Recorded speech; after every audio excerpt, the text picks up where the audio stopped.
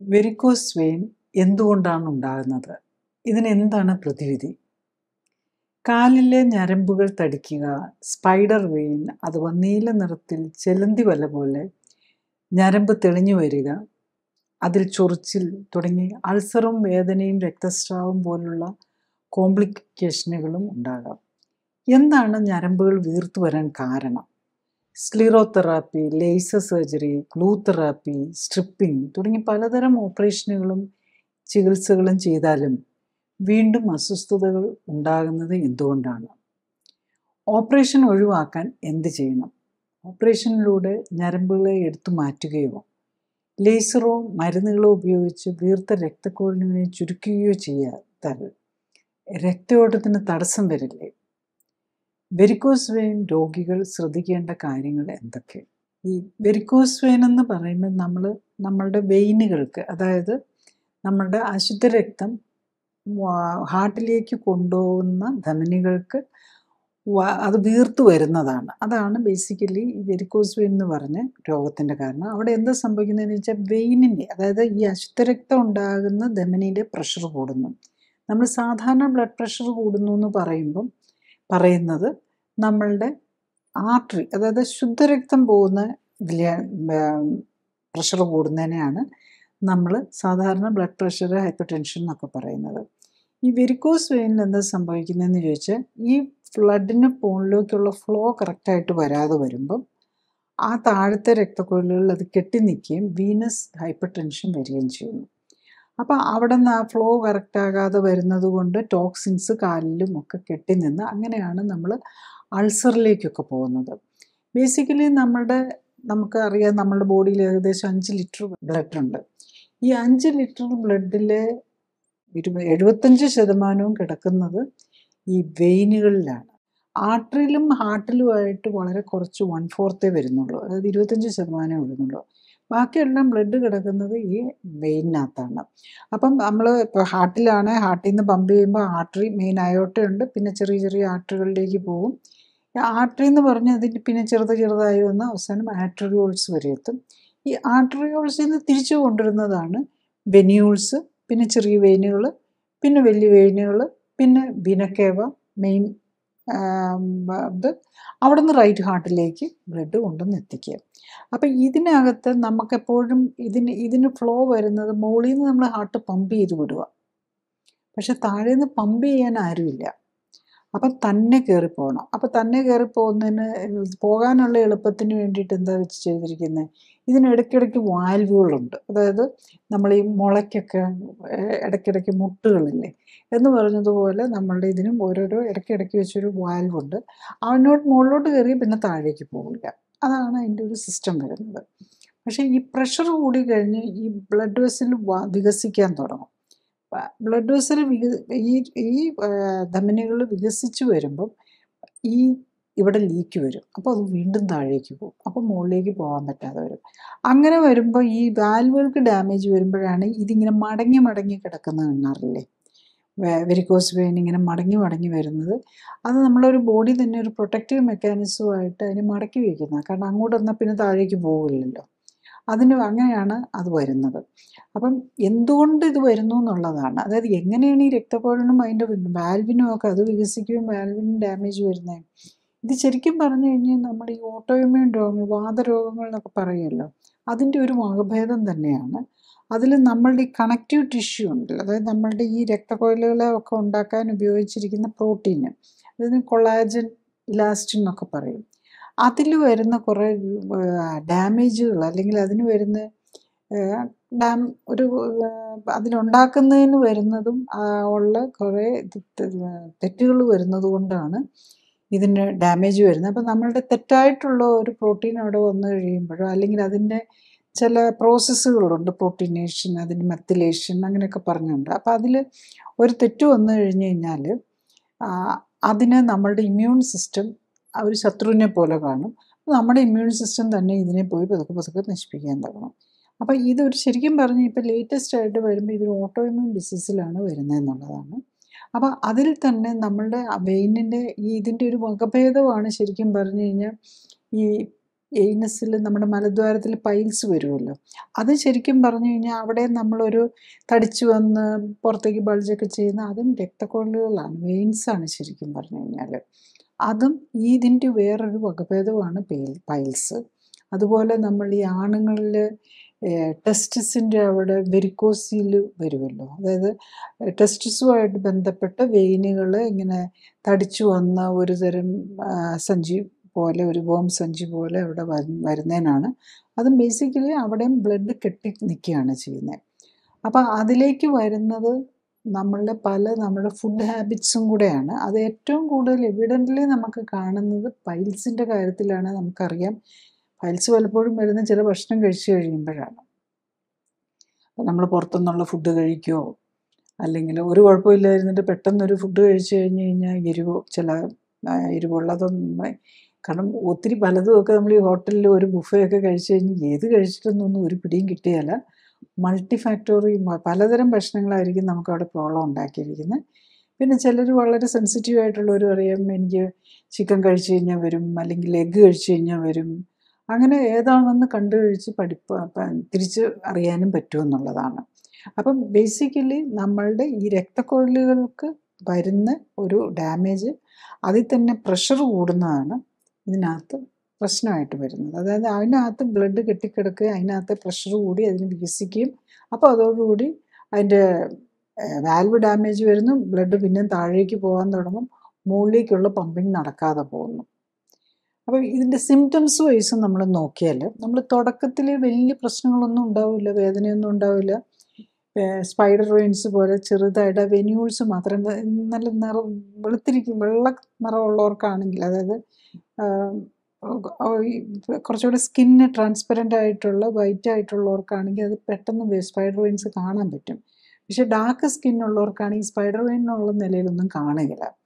പിന്നെ ഈവൻ ഒത്തിരി തടിച്ചു വന്ന് ഇതൊക്കെ വന്നു കഴിയുമ്പോഴായിരിക്കും കാണുന്നത്. അപ്പോഴേക്കും നമ്മൾ ഡാമേജ് ഒത്തിരി എത്തിയിട്ടുണ്ടാവും. ആ സമയം വരുമ്പോഴേക്കും കാലിൽ പുകച്ചിൽ, സ്കിന്നിന് കളർ വ്യത്യാസം, പിന്നെ ചൊറിഞ്ഞു തടിക്കാൻ, ഡെർമറ്റൈറ്റിസ് പോലെ. അതായത് ഇതൊരു ഓട്ടോഇമ്യൂൺ ഡിസീസാണെന്ന് പറഞ്ഞല്ലോ. നമ്മുടെ ഈ സ്കിന്നിൽ വരുന്ന എക്സിമ, ഈ അതുപോലെ സോറിയാസ്, ഇതൊക്കെ ഒരു ഓട്ടോഇമ്യൂൺ ഡിസീസിൻ്റെ ഭാഗത്തിലാണ് വരുന്നത്. അപ്പോൾ ഇതിലും ആ ഒരു ഓട്ടോഇമ്യൂൺ ഡിസീസാണ്. അപ്പോൾ അത് സ്കിന്നിൻ്റെ മാനിഫെസ്റ്റേഷനും കൂടെ രക്തക്കൊഴലിനുണ്ട്, അതുപോലെ സ്കിന്നിലേക്കും കൂടെ വന്നു തുടങ്ങി എന്നുള്ളതാണ്. പിന്നെ ഇത് ഒത്തിരി സ്റ്റേജ് കൂടി കഴിയുമ്പോഴേക്കും സ്കിന്നൊക്കെ ഈ രക്തയോട്ടമൊക്കെ ഇല്ലാതായി. പിന്നെ പ്രത്യേകിച്ചും ഈ സർജറീസ് കഴിഞ്ഞവർക്ക്, അതായത് ഈ സ്ക്ലീറോതെറാപ്പിയോ ബ്ലൂ തെറാപ്പിയോ അല്ലെങ്കിൽ സ്ട്രിപ്പിങ്ങോ ഒക്കെയുള്ള ഓപ്പറേഷൻസ് കഴിഞ്ഞവർക്ക് ഈ സ്കിന്നൊക്കെ ചുരുങ്ങാൻ തുടങ്ങും. എന്നിട്ട് അവിടെ ഒരു വെളുത്ത് വരാനും തുടങ്ങും ആ സ്കിന്നിൻ്റെ അവിടെ. പിന്നെ അതുപോലെ ഒരു ഫൈബ്രോസിസ് പോലെ വരും. പിന്നെ പലർക്കും ഇതിൻ്റെ ഒരു തുടക്ക സമയത്തൊക്കെ തന്നെ റെസ്റ്റ്ലെസ് ലെഗ് സിൻഡ്രോം, അത് കാലിനൊരു വല്ലാത്ത അസ്വസ്ഥത, അനക്കാതിരുന്ന് കഴിഞ്ഞ് കഴിഞ്ഞാൽ. അപ്പോൾ നമ്മൾ അനക്കി കഴിഞ്ഞ് കഴിഞ്ഞാൽ ഒരു ആശ്വാസമാകും. അപ്പോൾ ഈ രാത്രി കിടക്കുമ്പോഴും ഇങ്ങനെ കാലനക്കിക്കൊണ്ടൊക്കെ ഇരിക്കണം. അതിനാണ് റെസ്റ്റ്ലെസ്. അല്ലാതെ കാലിനെ വെറുതെ വെക്കാൻ പറ്റില്ല, അതിൻ്റെ ഒരു അസ്വസ്ഥത വരും. ഇതൊക്കെ പലപ്പോഴും ഇതിൻ്റെ ഒരു ഏർലി സിംറ്റംസ് ആയിട്ട് എടുക്കാം. പിന്നെ എൻഡ് സ്റ്റേജ് വരുമ്പോഴേക്കും ചിലപ്പോൾ അൾസേഴ്സ് വരാം. പിന്നെ ഈ പ്രഷർ കൂടി കഴിയുമ്പോഴാണ്, അപ്പോൾ ഈ രക്തക്കൊഴലുകൾ തിന്നാകുകയാണ് ചെയ്യുന്നത്. അതിൻ്റെ ഒന്നാമത് തന്നെ ഈ ആർട്ടറിക്കാണെങ്കിൽ നല്ല തിക്ക് മസിൽസൊക്കെ ഉണ്ട്. വെയിനും അധികം വലിയ തിക്ക് മസിൽസൊന്നും അല്ല, അവർ വളരെ തിന്നായിട്ടുള്ളതാണ്. അപ്പോൾ അതിന് വലിയ പ്രഷർ താങ്ങേണ്ട കാര്യം വരുന്നില്ല. അപ്പം ഇതിൻ്റെ തിന്നായി വന്ന് പ്രഷറും കൂടി, പ്രത്യേകിച്ച് ഈ വയറ് ഓവർ വെയിറ്റ് ഉള്ളവർക്ക്. ഇപ്പോൾ ലേഡീസിലാണെങ്കിൽ നമുക്ക് കാണാം, പ്രഗ്നൻസിയിൽ വയറ് വെച്ച് കഴിയുമ്പോഴായിരിക്കും പലർക്കും ലേഡീസിന് ഈ വെരിക്കോസ് വെയിൻ്റെ തുടക്കം വരുന്നത്. അപ്പോൾ വയറ് വരുമ്പോൾ എന്താ, നമ്മുടെ വയറിൻ്റെ പ്രഷർ കൂടുന്നു, വയറിൻ്റെ ആ ഉള്ളിലെ പ്രഷർ കൂടുന്നു. അപ്പം ഈ ബ്ലഡിന് മുകളിലേക്ക് കയറാൻ പറ്റാതെ വരും. അപ്പോൾ അവിടെ ഒരു പ്രഷർ കൂടുന്നതിൻ്റെ ഭാഗമായിട്ട് അവിടെ തങ്ങി നിൽക്കും. അപ്പോൾ അതിൻ്റെ കൂടി ഈ ടെൻഡൻസിയും കൂടി ഇപ്പോൾ നമ്മൾ ഫാമിലിയിലായിട്ട് അമ്മയ്ക്കൊക്കെ ഇതുള്ളവർക്ക് അതിൻ്റെ കൂടെ വരും.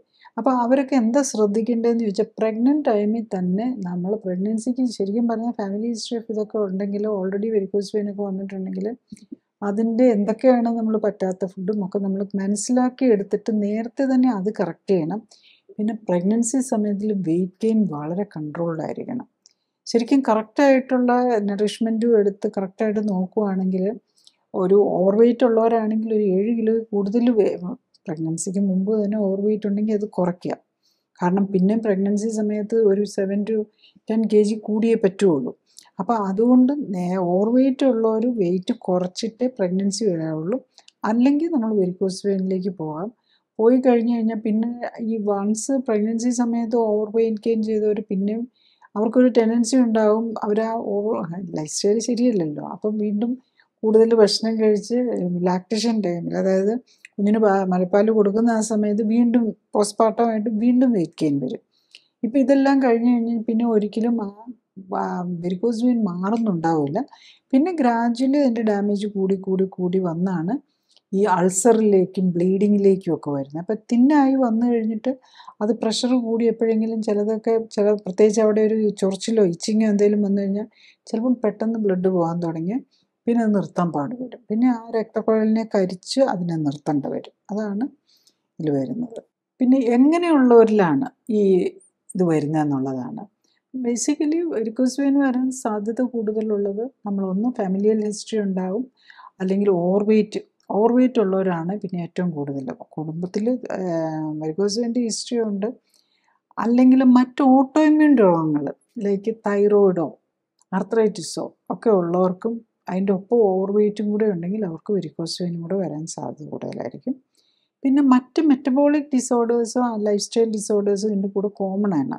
പ്രത്യേകിച്ച് ഡയബറ്റിസ്, ഹൈപ്പർ ടെൻഷന്, കൊളസ്ട്രോൾ കൂടുക, ഹാർട്ടിൻ്റെ പ്രോബ്ലംസ്, ഈ കാർഡിയക് CVD അറ്റാക്കും കാർഡിയോവാസ്കുലർ ഡിസീസ് ഉള്ളവർക്ക്, അതുപോലെ ഇങ്ങനെയുള്ളവർക്ക് പെരിഫറൽ വാസ്കുലർ ഡിസീസ്.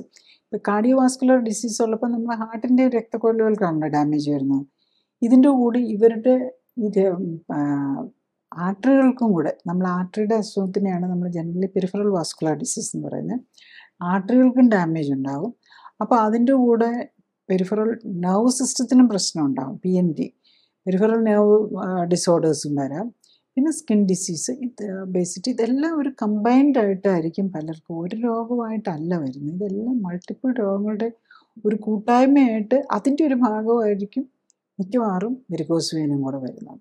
നെക്സ്റ്റ് നമ്മളിതിൻ്റെ കോസിലേക്ക് എടുത്തു കഴിഞ്ഞ് കഴിഞ്ഞാൽ ബേസിക്കലി ഞാൻ നേരത്തെ പറഞ്ഞത് ഒരു ഓട്ടോ ഇമ്മ്യൂൺ ഡിസീസാണ്.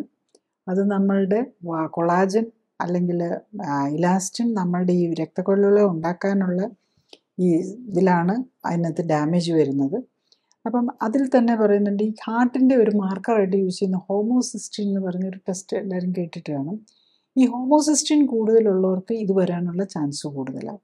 അപ്പോൾ അത് നമ്മൾ ഓർക്കണം. ഹാർട്ടിൻ്റെ നമ്മൾ ഈ കാലിൻ്റെ രക്തക്കൊഴലുകളുടെ മാത്രമേ നമ്മൾ കാണുന്നുള്ളൂ. അപ്പോൾ അതുപോലെ ഹാർട്ടിലെ വെയിൻസിനും ഡാമേജ് വരുന്നുണ്ടാവും. അപ്പം ആർട്ടറിക്ക് മാത്രമല്ല ഡാമേജ് വെയിൻസിനും വരുന്നുണ്ടാവും. അപ്പം ആ കാര്യം കൂടെ നമ്മളെപ്പോഴും ഓർത്തു വയ്ക്കണം. ഈ ഹോമോസിസ്റ്റിൻ കൂടുന്നവർക്ക് വെരിക്കോസ് വെയിനും വരാനും സാധ്യതയുണ്ട്, ഹാർട്ട് അറ്റാക്ക് വരാനും ചാൻസ് കൂടുതലായിരിക്കും. നെക്സ്റ്റ് നമ്മൾ ഈ ഹോമോസിസ്റ്റിൻ്റെ ഒക്കെ കാര്യം പറയുമ്പോൾ ഒരു കാര്യം കൂടെ മനസ്സിലാക്കേണ്ടത്, ഈ ഹോമോസിസ്റ്റിൻ കൂടുതലുള്ളവർക്ക് പലർക്കും നമ്മൾ വൈറ്റമിൻ ഡെഫിഷ്യൻസീസ്, പല വൈറ്റമിൻസിൻ്റെയും ഡെഫിഷ്യൻസി ഉണ്ടാകും. ഈ വൈറ്റമിൻ ഡെഫിഷ്യൻസിയും ഹോമോസിസ്റ്റിൻ കൂടുന്നതും ഈ കൊളാജൻ ഡാമേജ് വരുന്നതും തമ്മിലും ബന്ധമുണ്ടെന്നാണ് ലേറ്റസ്റ്റ് സ്റ്റഡീസ് കാണിക്കുന്നത്. പിന്നെ നമ്മൾ നെക്സ്റ്റ് ഇതിൻ്റെ കോംപ്ലിക്കേഷൻസിലേക്ക്, എന്താണ് ഈ വെരിക്കോസ് വെയിൻ വന്ന് ഇച്ചിരി തടിച്ചിരുന്നതുകൊണ്ട് എന്താ കുഴപ്പം വരുന്നതെന്ന് ചോദിച്ചു കഴിഞ്ഞ് കഴിഞ്ഞാൽ, അത് ഈ രക്തയോട്ടത്തിനുള്ള തകരാറ് വന്നു കഴിയുമ്പം ഈ പ്രഷർ കൂടി ഒന്ന് അവിടെ അൾസേഴ്സ്, സ്കിൻ ഡാമേജ് വന്നിട്ട് അൾസർ വരാം. പിന്നെ പ്രഷർ കൂടി ബ്ലീഡിങ് വരാം. പിന്നെ അതിനകത്ത് ബ്ലഡ് കട്ട പിടിക്കാം. അപ്പോൾ ഈ ചെറിയ സ്കിന്നിലും ഒക്കെ കൂടെ ഈ അൾസറും കൂടെ കയറി വന്നു കഴിയുമ്പോഴേക്കും അവിടെ ഈ അണുബാധയും കൂടെ വന്ന് ത്രോംബോഫ്ലെബൈറ്റിസ് എന്നുള്ള കണ്ടീഷനിലേക്കും പോകാം, ഫ്ലെബോത്രോംബോസിസ് എന്നുള്ള കണ്ടീഷനിലേക്കും പോകാം. അതുപോലെ അത് പൾമണറി എംബോളിസം, അതായത് ഇതിനകത്തൊക്കെ രക്തക്കട്ടകൾ ഉണ്ടായിട്ട് അത് നേരെ പോകുന്നത് ഹാർട്ടിലേക്കാണല്ലോ. ഹാർട്ടിൽ ചെന്നിട്ട് അത് നേരെ പോകുന്നത് ലങ്സിലേക്കാണ്. അപ്പം പൾമണറി എംബോളിസം വരാം. പ്രത്യേകിച്ചും ഇങ്ങനെ വരുന്നത് ഏറ്റവും കൂടുതൽ ഈ വെരിക്കോസ് വെയിൻ ഉള്ളവർക്ക് പോസ്റ്റ് ഓപ്പറേഷൻ വല്ലതും വേണ്ടി വന്ന്, ഈവൻ നമ്മൾ ലേഡീസിനൊക്കെയാണ് ഏറ്റവും കൂടുതൽ വെരിക്കോസ് വെയിൻസ് വരുന്നത്. ലേഡീസിൽ ഇപ്പം വെരിക്കോസ് വെയിൻ ഉള്ള ഒരു ലേഡിക്ക് ഇപ്പം നമ്മൾ പോസ്റ്റ് ഓപ്പറേറ്റീവ് നമ്മൾ സിസേറിയനോ അല്ലെങ്കിൽ ഹിസ്റ്റക്ടമിയോ ഒക്കെ ചെയ്ത് കഴിഞ്ഞിട്ടിരിക്കുന്ന സമയത്ത് ത്രോംബോ എംബോളിസം വരാനും അത് നമുക്ക് ഹാർട്ടിൽ ചെന്നിട്ട് പൾമണറി എംബോളിസമായിട്ട് മാറാനുമുള്ള സാധ്യത കൂടുതലായിരിക്കും. അപ്പം നമ്മൾ എന്തെങ്കിലും ഓപ്പറേഷന് മുമ്പ് നമുക്ക് വെരിക്കോസ് വെയിൻസ് ഉള്ളവർ, ഇപ്പം ഡോക്ടേഴ്സ് ഇപ്പോൾ പരിശോധിക്കുമ്പോൾ ഒന്നും കാണണമെന്ന് നിർബന്ധമില്ല. അപ്പോൾ വെരിക്കോസ് വെയിൻ ഉള്ളവർ പ്രത്യേകിച്ച് ഡോക്ടേഴ്സിനോട് പറയണം ഇങ്ങനെ എനിക്ക് വെരിക്കോസ് വെയിൻ ഉണ്ടെന്ന്. കാരണം അങ്ങനെയുള്ളവർക്ക് ബ്ലഡ് കട്ട് ചെയ്യാതിരിക്കാൻ വേണ്ടിയിട്ട് നമ്മൾ ഈ പോസ്റ്റ് ഓപ്പറേറ്റീവ്, പ്രത്യേകിച്ച് നമ്മൾ റെസ്റ്റ് എടുക്കുന്ന സമയത്ത് ഈ കാലിനകത്ത് ഒക്കെ ബ്ലഡ് കട്ട ഉണ്ടായി ഇങ്ങനത്തെ കോംപ്ലിക്കേഷനിലേക്ക് പോകാതിരിക്കാൻ വേണ്ടിയിട്ടുള്ള സ്പെഷ്യൽ ഇഞ്ചക്ഷനും എടുക്കണമെന്നുള്ളതാണ്. പിന്നെ ഇതിൻ്റെ എക്സ്റ്റെൻറ്റ് എത്രയാണെന്ന് വെച്ചാൽ ഇതിന് പല സ്റ്റേജിങ് ഉണ്ട്.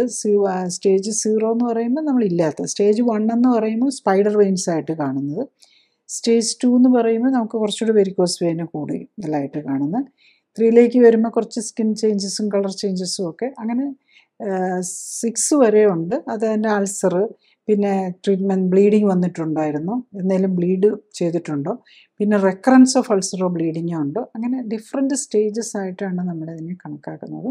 അപ്പം നമ്മൾ ഏർലി സ്റ്റേജിലൊക്കെ കണ്ടുപിടിച്ച് നമ്മൾ അതിന് വേണ്ടിയിട്ട് ഒരു എഫേർട്ടും എടുക്കുകയാണെങ്കിൽ അത് നമുക്ക് പ്രിവെൻറ്റ് ചെയ്യാം, അതിൻ്റെ പ്രോഗ്രഷൻ നമുക്ക് 100% പ്രിവെൻറ്റ് ചെയ്യാവുന്നതേ ഉള്ളൂ എന്നുള്ളതാണ്.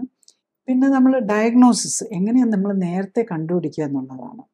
ഒന്ന്, എല്ലാവർക്കും ഈ സ്പൈഡർ വെയിൻസ് ഉണ്ടാവണമെന്നില്ല. ചിലർക്ക് നേരെ രക്തക്കൊഴലുകളായിരിക്കും. പിന്നെ അതുമാത്രമല്ല ഡാർക്ക് കളർ കുറച്ച് കറുത്തിരിക്കുന്നവർക്കാണെങ്കിൽ ഈ സ്പൈഡർ വെയിൻ ഒന്നും കാണണമെന്നില്ല. അപ്പം അങ്ങനെയുള്ളപ്പം നമ്മൾ കാലിന് എന്തെങ്കിലും ഒരു തടിപ്പ്, പിന്നെ നല്ല വണ്ണമുള്ളവർക്കും പുറമേ കാണുകയില്ല. ഈ ഞരമ്പ് തടിച്ചെടുക്കുന്നതൊന്നും നല്ല വണ്ണമുള്ളവർക്ക്, കാരണം കാലിന് അത്രയധികം ഫാറ്റ് ഉണ്ടാവും. ഈ ഫാറ്റിനകത്താണ് ഈ രക്തക്കൊഴലുകൾ കിടക്കുന്നത്. അതുകൊണ്ട് അത് പുറത്തേക്ക് വരണമെന്നില്ല.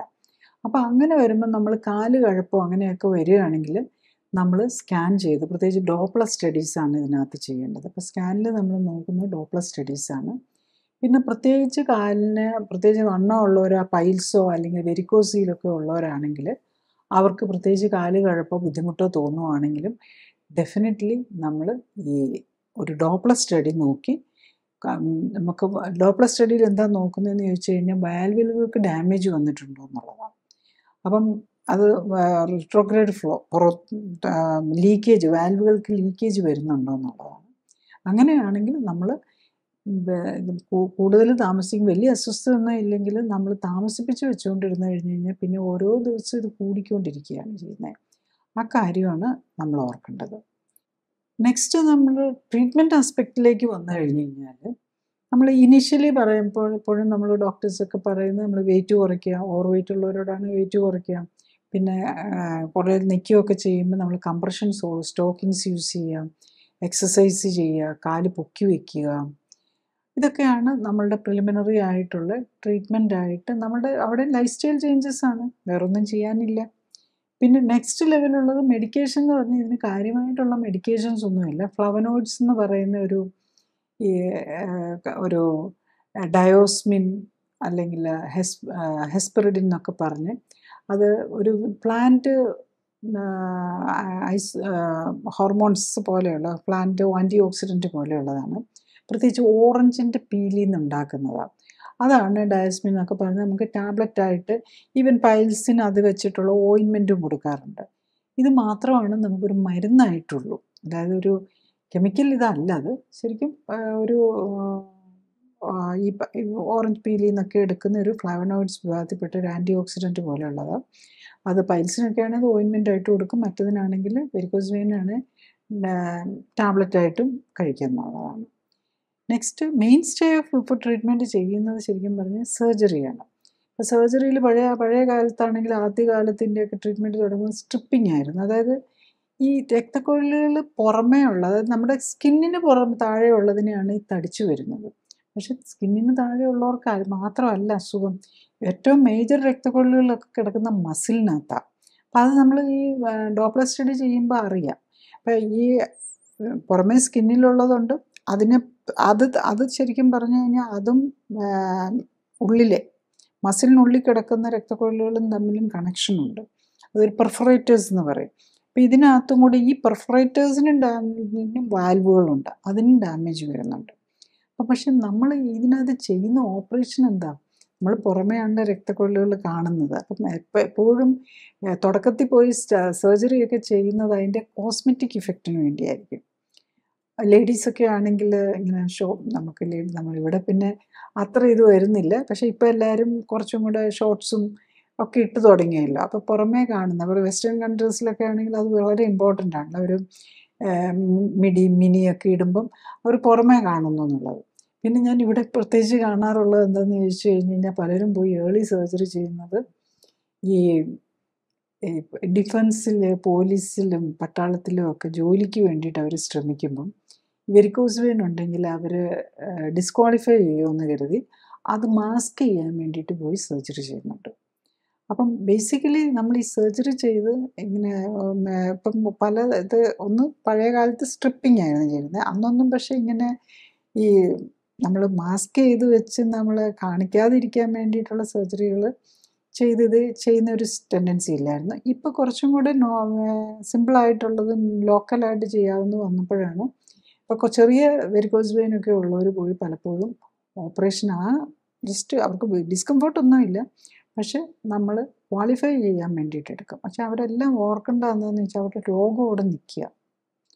അപ്പം നമ്മൾ അങ്ങനെ പോയി നമ്മൾ ചെയ്ത് അത് മാത്രം ചെയ്താൽ ചിലപ്പോൾ നമുക്ക് ഇത് കിട്ടിയെന്നിരിക്കും, പക്ഷെ അവിടെ പെർഫോം ചെയ്യാൻ പറ്റിയില്ല എന്നിരിക്കും. കാരണം അവരുടെ ആ രക്തക്കൊഴലുകൾക്ക് ഓൾറെഡി ഡാമേജ് വരുത്തുക ചെയ്തിരിക്കുന്നത്. അവിടെ രോഗത്തെ അല്ല ചികിത്സിക്കുന്നത്, അതിൻ്റെ ലക്ഷണങ്ങളെ മാസ്ക് ചെയ്യാനാണ് ഈ സർജറി നമുക്ക് ഉപകാരപ്പെടുന്നത്. അപ്പം വെരിക്കോസ് വെയിന് നമ്മൾ എടുത്തു കളഞ്ഞു കഴിഞ്ഞു കഴിഞ്ഞാൽ ഇതിലെ ബ്ലഡ് മുകളിലേക്ക് പോകും. അതാണ് നമ്മൾ ആലോചിക്കേണ്ടത്. അപ്പം നമ്മൾ പലപ്പോഴും പഴയ കാലത്തൊക്കെ നമ്മൾ ഇങ്ങനെ ഈ വെരിക്കോസ് വെയിൻ സർജറി ഞാനൊക്കെ പഠിക്കുന്ന കാലത്ത് നമ്മുടെ സാർമാരോട് ചോദിക്കും, പ്രൊഫസേഴ്സിനോട് ചോദിക്കും, ഡോക്ടറെ അപ്പോൾ എങ്ങനെയാണ്? അപ്പോൾ അവർ പറയും വേറെ രക്തക്കൊഴൽ ഉണ്ടായിക്കോളും. ഓക്കെ, അന്ന് നമ്മൾ അതിനകത്തൊക്കെ സാറ്റിസ്ഫൈഡ് ആയിരുന്നു. സാർമാർ പറയുന്നു ഓക്കെ രക്തക്കൊഴലുകളുണ്ടാവും. പക്ഷേ ഇത് നമുക്ക് ജനിച്ചപ്പോൾ നമ്മളുടെ ഗർഭപാത്രത്തിൽ വെച്ച് ഡിസൈൻ ചെയ്ത് ഉണ്ടാക്കിയിരിക്കുന്ന രക്തക്കൊഴലാണ്. അതിന് പകരം ഒന്നും വരാൻ പോകുന്നില്ല. അതാണ് ഇപ്പം നമ്മൾ പ്രൂവ് ചെയ്യുന്നത്. പക്ഷേ ആദ്യം എല്ലാവരും നമ്മൾ അങ്ങനെയൊക്കെ കരുതി എല്ലാവരും ആശ്വസിച്ചു. പക്ഷേ ഈ വെരിക്കോസ് വെയിൻ്റെ സർജറി കഴിഞ്ഞവർക്ക് വീണ്ടും വീണ്ടും വരാൻ കാരണം അങ്ങനെ ഉണ്ടാകുന്നില്ല എന്നുള്ളതാണ്. അത് മാത്രമല്ല, ഒരു പുതിയ രക്തക്കൊഴൽ ഉണ്ടായാലും അവർക്കും അവിടുത്തെ ആ ബേസിക് പ്രോബ്ലം അവിടെ കിടക്കുകയാണല്ലോ. അവിടെ ബാക്കിയുള്ള ഉള്ളിലുള്ള രക്തക്കൊഴലുകളും ഡാമേജ് ആയിക്കൊണ്ടിരിക്കുകയാണ്. അതുപോലെ പുതിയതെന്തെങ്കിലും വന്നാലും അവർക്ക് ഡാമേജ് വരത്തേയുള്ളൂ. അപ്പം നമ്മളിപ്പോൾ ഉള്ള വഴിയും കൂടെ അടയ്ക്കുന്ന പോലെയാണ് നമ്മൾ ഇന്ന് ചെയ്യുന്ന എല്ലാ സർജറീസും. സ്ട്രിപ്പിംഗ് ആണ്, അത് കഴിഞ്ഞിട്ട് പിന്നെ ഈ ക്രയോ സ്ട്രിപ്പിംഗ് എന്നും പറഞ്ഞ് വേറെ കുറച്ചും കൂടി ഒരു സിംപ്ലിഫൈ ചെയ്ത് ക്രയോ എന്ന് പറഞ്ഞ് തണുപ്പിച്ച് അതിനെ ഇതെടുക്കുക എന്നുള്ളതാണ്. പിന്നെ കെമിക്കൽ ഇഞ്ചെക്ഷൻസ്, സ്ക്ലീറോതെറാപ്പി ഒന്നും, പിന്നെ മെഡിക്കൽ ഇപ്പോഴത്തെ അഡ്ഹസീവ് ലേസേഴ്സ്, അതായത് ലേസർ സർജറി വെച്ച് ലേസറിനെ നമ്മുടെ രക്തക്കൊഴലിനകത്തേക്ക് കയറ്റി ലേസർ അടുപ്പിച്ച് കഴിയുമ്പോൾ ഈ രക്തക്കൊഴലിനെ അങ്ങ് ചുരുക്കിക്കളയും. അതുപോലെ റേഡിയോ ഫ്രീക്വൻസി ചെയ്തു തുടങ്ങി, റേഡിയോ ഫ്രീക്വൻസി എനർജി. പിന്നെ അവരുടെ അൾട്രാസൗണ്ട് വെച്ചിട്ട് ചെയ്യാൻ തുടങ്ങി. പിന്നെ സ്റ്റീം രക്തക്കൊഴലിൽ കയറ്റി ചുരുക്കുക. എല്ലാം നമ്മൾ രക്തക്കൊഴലിനെ നശിപ്പിക്കാൻ വേണ്ടിയിട്ട് മാത്രമാണ് ചെയ്യുന്നത്. ഇപ്പം ലേറ്റസ്റ്റ് ആയിട്ട് അത് വന്നിരിക്കുന്നത് ഏതാണെന്ന് ചോദിച്ചു കഴിഞ്ഞാൽ ഒരു ബ്ലൂ തെറാപ്പിയാണ്. ബ്ലൂ എന്ന് പറഞ്ഞു കഴിഞ്ഞ് കഴിഞ്ഞാൽ നമ്മൾ പശ പോലെയുള്ളൊരു സാധനം, അത് നമ്മൾ പ്രത്യേകിച്ചുള്ള ഇത് വെച്ചിട്ട് നമ്മളുടെ ഈ ഒടുകിൻ്റെ നമ്മുടെ ഇവിടെ ഉണ്ടല്ലോ മെയിൻ സഫീനസ് വെയിൻ എന്ന് പറയും, അത് നമ്മളുടെ ഈ തൈസിൻ്റെ മുകളിലായിട്ട് അവിടെ അതിലേക്ക് തന്നെ അത് ഇഞ്ചെക്റ്റ് ചെയ്യുകയാണ്. അപ്പോൾ അതിനെ അങ്ങ് കംപ്ലീറ്റ് അങ്ങ് ബ്ലോക്ക് ചെയ്യുകയാണ് ചെയ്യുന്നത്.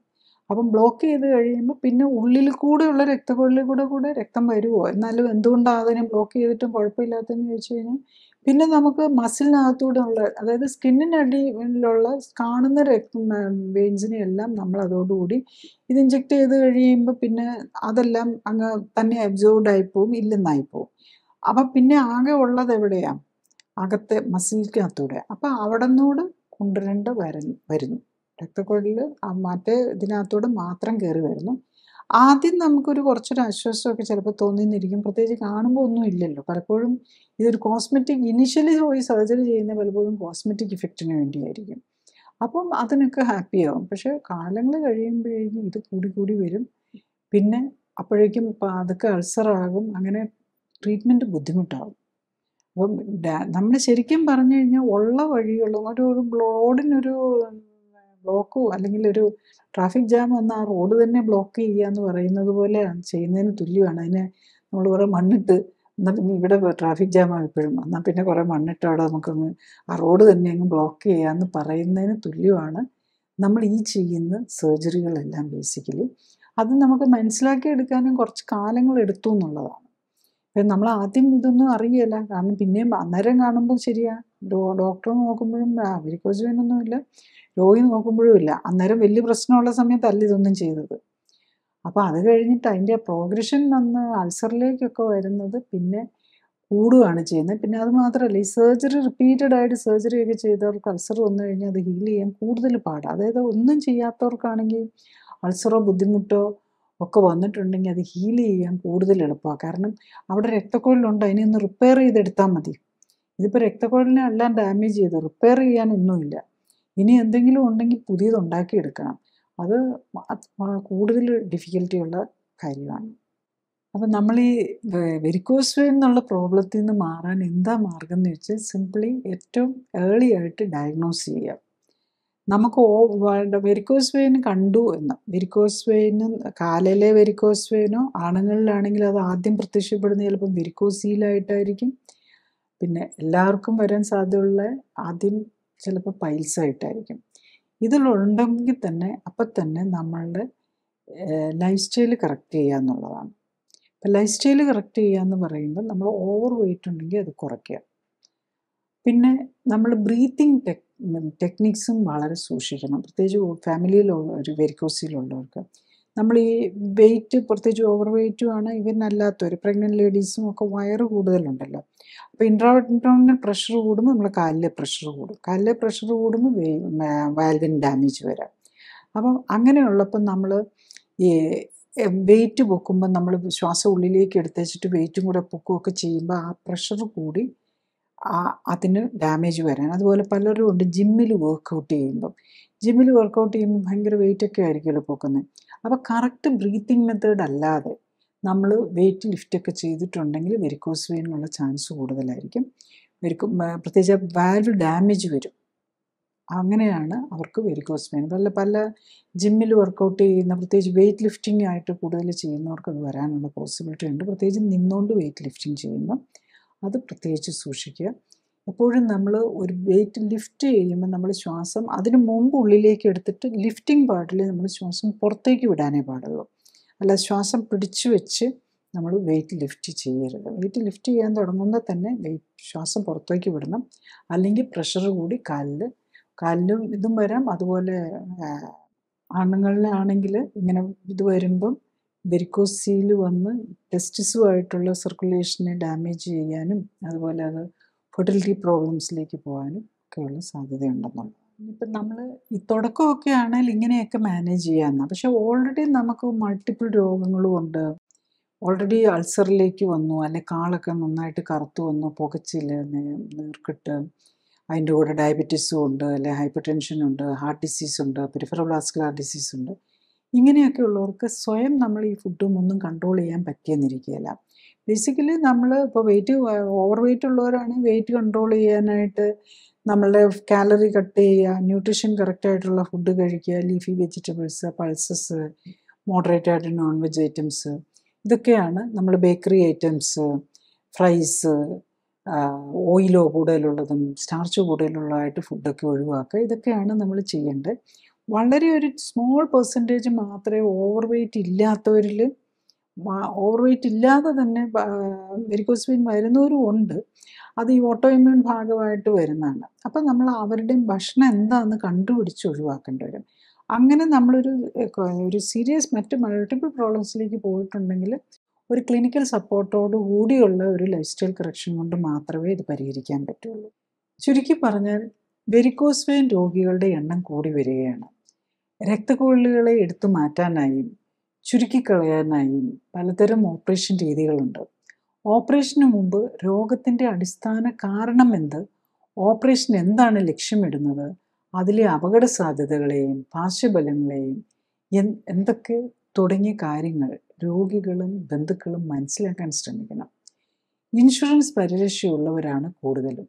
ഓപ്പറേഷനായി പണം ചിലവാക്കേണ്ടി വരുന്നില്ല. അതിനാൽ ശസ്ത്രക്രിയകളെ വളരെ ലാഘവത്തോടെ കാണുന്ന രീതി കൂടി വരികയാണ്. അനസ്തീസിയ സംബന്ധമായും ഓപ്പറേഷൻ സമയത്തും അതിനുശേഷവും ഉണ്ടാകാവുന്ന അപകട സാധ്യതകൾ വളരെ ചെറുതാണെങ്കിലും മരണത്തിന് പോലും ഉള്ള സാധ്യത ഉണ്ടാക്കും എന്ന യാഥാർത്ഥ്യം മനസ്സിലാക്കണം. ഓപ്പറേഷനായി നൽകുന്ന ഒട്ടുമിക്ക സമ്മതപത്രത്തിലും മരണം വരെ സംഭവിക്കാൻ സാധ്യതയുണ്ട് എന്ന് എഴുതിയിട്ടുണ്ടാവും. രോഗിയും ബന്ധുക്കളും ഓപ്പറേഷന് മുമ്പായി നൽകേണ്ട സമ്മതപത്രം ഓപ്പറേഷൻ ദിവസമല്ല വായിക്കേണ്ടത്, മറിച്ച് ഓപ്പറേഷൻ വിധേയമാകാൻ തീരുമാനിക്കുന്നതിനും തീയതി ഫിക്സ് ചെയ്യുന്നതിനും മുമ്പ് ഒപ്പുവയ്ക്കേണ്ട സമ്മതപത്രം വായിച്ചു നോക്കി മനസ്സിലാക്കണം. ജീവിതശൈലി രോഗങ്ങളുള്ളവർക്ക്, പ്രത്യേകിച്ചും രക്തക്കുഴലുകളെ ബാധിക്കുന്ന രോഗങ്ങളുള്ളവർക്ക് അനസ്തീസിയയുടെയും ശസ്ത്രക്രിയ സംബന്ധമായും ഉള്ള അപകട സാധ്യതകളും പാർശ്വഫലങ്ങളും കൂടുതലാണ് എന്നതും അറിയണം. വെരിക്കോസ് വെയിൻ തുടക്കത്തിൽ കണ്ടെത്തുകയും അമിതവണ്ണം ഉണ്ടെങ്കിൽ കുറയ്ക്കാൻ ശ്രമിക്കുകയും ഇമ്മ്യൂണിറ്റിയിലെ പാകപ്പിഴകൾ കണ്ടെത്തി പരിഹരിക്കാൻ ശ്രമിക്കുകയുമാണ് വേണ്ടത്. ഞാൻ ഈ പറഞ്ഞ കാര്യങ്ങൾ ശ്രദ്ധിച്ചു കേൾക്കാനും മനസ്സിലാക്കാനും കഴിഞ്ഞാൽ ഇത്തരം ജീവിതശൈലി രോഗങ്ങളുടെ കാരണം മനസ്സിലാക്കി അവയെ പ്രതിരോധിക്കാനും ഒരിക്കൽ വന്നാൽ നേരത്തെ കണ്ടെത്താനും ജീവിതശൈലിയിൽ വേണ്ട മാറ്റങ്ങൾ വരുത്തി അതിൽ നിന്നും മോചനം നേടാനും സഹായകമാവും. മരുന്നോ ഓപ്പറേഷനോ കൊണ്ട് ഇത്തരം ജീവിതശൈലി രോഗങ്ങൾ മാറ്റാനാകില്ല. കാരണം മരുന്നിൻ്റെയോ ഓപ്പറേഷൻ്റെയോ കൊണ്ടല്ല ഇത്തരം രോഗങ്ങൾ ഉണ്ടാകുന്നത്, മറിച്ച് ജീവിതശൈലിയിലെ അപാകതകൾ കൊണ്ടാണ്. അതിനാൽ ജീവിതശൈലി ക്രമീകരിക്കുന്നതിലൂടെ മാത്രമേ ഇത്തരം ജീവിതശൈലി രോഗങ്ങളെ പ്രതിരോധിക്കാനും ഒരിക്കൽ വന്നാൽ അതിൽ നിന്ന് മോചനം നേടാനും സാധിക്കൂ. അടുത്തത് ആരോഗ്യകാര്യങ്ങളെക്കുറിച്ച് സംസാരിക്കുന്ന വ്യക്തിയുടെ ശാസ്ത്രീയ അടിത്തറ വിലയിരുത്തേണ്ടതുണ്ട് എന്നതാണ്. ഞാൻ ഡോക്ടർ ജോളി തോംസൺ 1981 ബാച്ചിൽ കോട്ടയം മെഡിക്കൽ കോളേജിൽ നിന്നും MBBSും തുടർന്ന് തിരുവനന്തപുരം മെഡിക്കൽ കോളേജിൽ നിന്നും MDയും റീപ്രൊഡക്റ്റീവ് മെഡിസിനിലും സർജറിയിലും സ്പെഷ്യൽ ട്രെയിനിങ് നൽകിയ ശേഷം ഗവൺമെൻറ് സർവീസിൽ ചേർന്നു. 97 റിസൈൻ ചെയ്ത ശേഷം എറണാകുളത്ത് തേവരയിൽ ലൈഫ് കെയർ സെൻ്ററിൽ മരുന്നുകളും ശസ്ത്രക്രിയകളും ഒഴിവാക്കി ക്ലിനിക്കൽ സപ്പോർട്ടോടെയുള്ള ജീവിതശൈലി ക്രമീകരണത്തിലൂടെ ജീവിതശൈലിയുമായി ബന്ധപ്പെട്ട രോഗങ്ങൾ തടയുന്നതിലും ചികിത്സിച്ചു മാറ്റുന്നതിലും ഊന്നൽ നൽകുന്നു. മോഡേൺ മെഡിസിനിൽ ഉപയോഗിക്കുന്ന മരുന്നുകളും ഓപ്പറേഷനുകളും ഫിസിയോതെറാപ്പിയും ഇമ്മ്യൂണിറ്റിയെ എങ്ങനെ സ്വാധീനിക്കുന്നു എന്നതിനെക്കുറിച്ച് പഠനങ്ങൾ നടത്തി. ഈ പഠനങ്ങളുടെ വെളിച്ചത്തിൽ ഇമ്മ്യൂണിറ്റിയെ ഉത്തേജിപ്പിക്കാനുള്ള പോഷക മിശ്രിതങ്ങളും ഓക്സിഫ്ലെക്സ് എന്ന പ്രത്യേക വ്യായാമ രീതിയും ഡെവലപ്പ് ചെയ്തു. ഈ പോഷക മിശ്രിതങ്ങളുടെയും ഓക്സിഫ്ലെക്സ് വ്യായാമത്തിൻ്റെയും സഹായത്തോടെ കോശങ്ങളെ ശാക്തീകരിച്ച് രോഗമുക്തിയെ സഹായിക്കാനും ആരോഗ്യം ഉത്തമമാക്കാനും നിലനിർത്താനും സഹായിക്കുന്ന സെൽ ആക്ടിവേഷൻ എന്ന നൂതന ചികിത്സാരീതിയും ഡെവലപ്പ് ചെയ്തു. അടുത്തതായി എന്താണ് ക്ലിനിക്കലി സൂപ്പർവൈസ്ഡ് ആൻഡ് സപ്പോർട്ടഡ് ജീവിതശൈലി ക്രമീകരണം എന്നതാണ്. ക്ലിനിക്കലി സൂപ്പർവൈസ്ഡ് ജീവിതശൈലി ക്രമീകരണത്തിൽ ശരീരഘടനയും ശരീരത്തിലെ കൊഴുപ്പിൻ്റെ അളവും കണ്ടെത്തുകയും ഒപ്പം തന്നെ ഉത്തമ ശരീരഘടന എന്തായിരിക്കണം എന്ന് കണ്ടെത്തുകയും ആണ് ആദ്യഘട്ടം. രണ്ടാമതായി രക്തപരിശോധനകൾ നടത്തി ഹൃദയം, രക്തക്കുഴലുകൾ, ലിവർ, കിഡ്നി തുടങ്ങിയ അവയവങ്ങളുടെ ആരോഗ്യസ്ഥിതിയും ഇമ്മ്യൂൺ സ്റ്റാറ്റസും ഹോർമോണുകളുടെയും പോഷകങ്ങളുടെയും ലെവലും ശരീരത്തിന് ചേരുന്ന ഭക്ഷ്യവസ്തുക്കൾ ഏതൊക്കെ എന്ന് മനസ്സിലാക്കാൻ ശ്രമിക്കുകയുമാണ്. മൂന്നാമതായി ഉത്തമ ശരീരഘടനയിൽ എത്താനായി വേണ്ട ജീവിതശൈലി ക്രമീകരണങ്ങളാണ്. രോഗിയുടെ പ്രത്യേകതകൾ അനുസരിച്ച് ഉത്തമ ന്യൂട്രീഷനും വ്യായാമവും നൽകുന്നതിനൊപ്പം ശരീരത്തിലെത്തുന്ന വിഷാംശം കുറയ്ക്കാനുമാണ് ഇതിൽ ശ്രമിക്കുന്നത്. ശരീരകോശങ്ങൾക്ക് പ്രവർത്തിക്കാൻ ഉത്തമമായ സാഹചര്യം ഒരുക്കുന്നതിലൂടെ ജീവനാധാരമായ മെറ്റബോളിക് അഥവാ രാസപ്രവർത്തനങ്ങളുടെ സമതുലിതാവസ്ഥ വീണ്ടെടുക്കുകയും നിലനിർത്തുകയുമാണ് ലക്ഷ്യം. ജീവിതശൈലി ക്രമീകരണത്തിലൂടെ രക്തയോട്ടവും മെറ്റബോളിക് പ്രവർത്തനങ്ങളും ഹോർമോൺ ബാലൻസും ഇമ്മ്യൂണിറ്റിയും ശരീരഘടനയും ഉത്തമമാക്കാനും നിലനിർത്താനും കഴിഞ്ഞാൽ ഒട്ടുമിക്ക ജീവിതശൈലി രോഗങ്ങളെയും പ്രതിരോധിക്കാനാവും.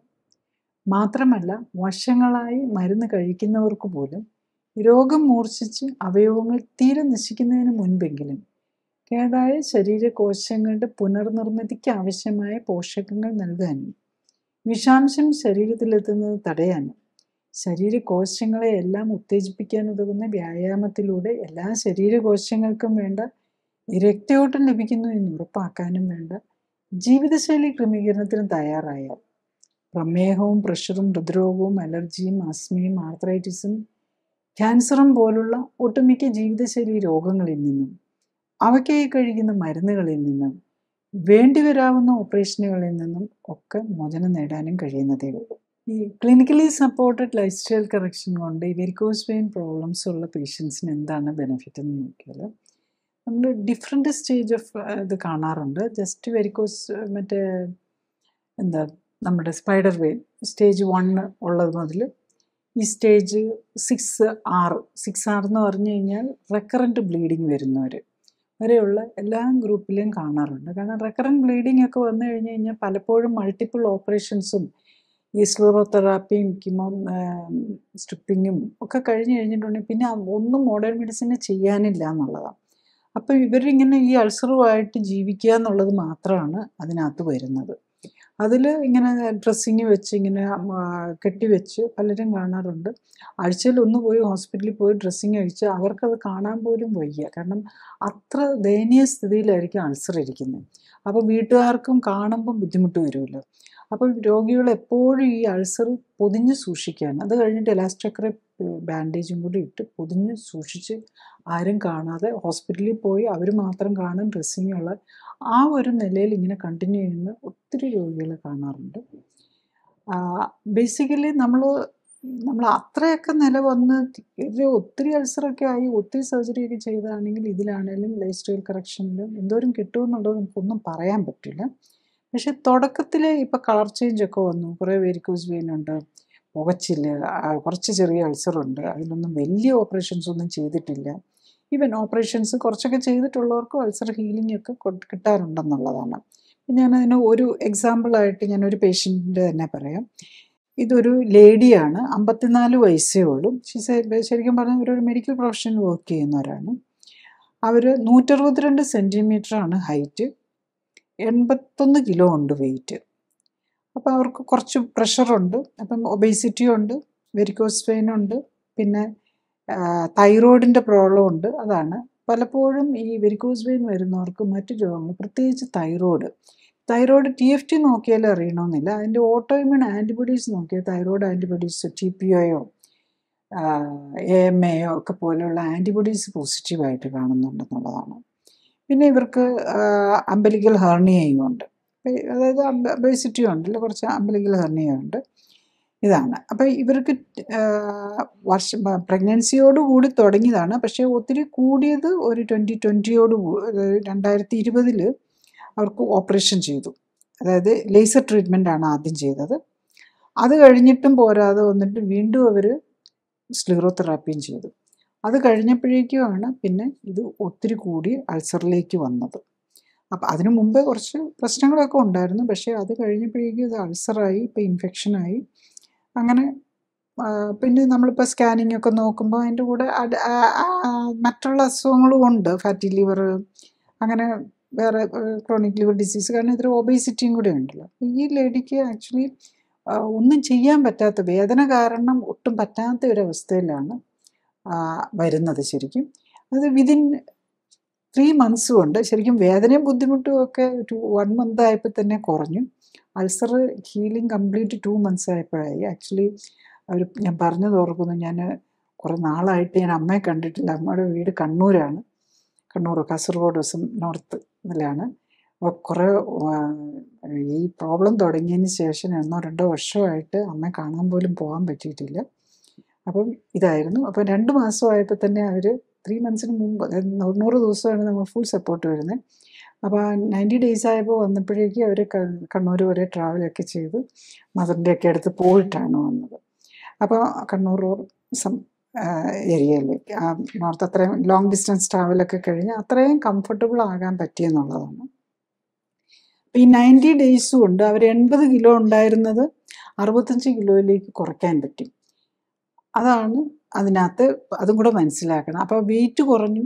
പിന്നെ ലൈഫ് സ്റ്റൈലിൽ മൊത്തത്തിൽ നമ്മൾ ഈ ഡാമേജ് വന്ന രക്തക്കുഴലുകൾ ഒന്ന് റിപ്പയർ ചെയ്തെടുക്കാൻ, അപ്പോൾ അതിന് വേണ്ടിയിട്ട് സ്പെഷ്യൽ ഫുഡും ഉണ്ട്, പിന്നെ ഈ എക്സസൈസ് ചെയ്ത് വെയിറ്റും കുറയ്ക്കണം. അതാണ്. പക്ഷേ ഇവരുടെ ഒരു പ്രത്യേകത എന്താണെന്ന് ചോദിച്ചു കഴിഞ്ഞ് കഴിഞ്ഞാൽ, അത് കഴിഞ്ഞ് 90 days ആയപ്പോൾ ഇവർ വളരെ ഹാപ്പി ആയിട്ട് വന്നിട്ട് പോയി. പക്ഷെ ഒരു 3 months കഴിഞ്ഞപ്പോഴേക്കും അവർ വന്നപ്പോൾ ചെറുതായിട്ട് പൊട്ടാൻ തുടങ്ങിയെന്നും പറഞ്ഞു വന്നു. അപ്പോൾ കാരണം എന്താ? അവർ ലൈഫ് സ്റ്റൈൽ മൊത്തം തെറ്റിച്ചു.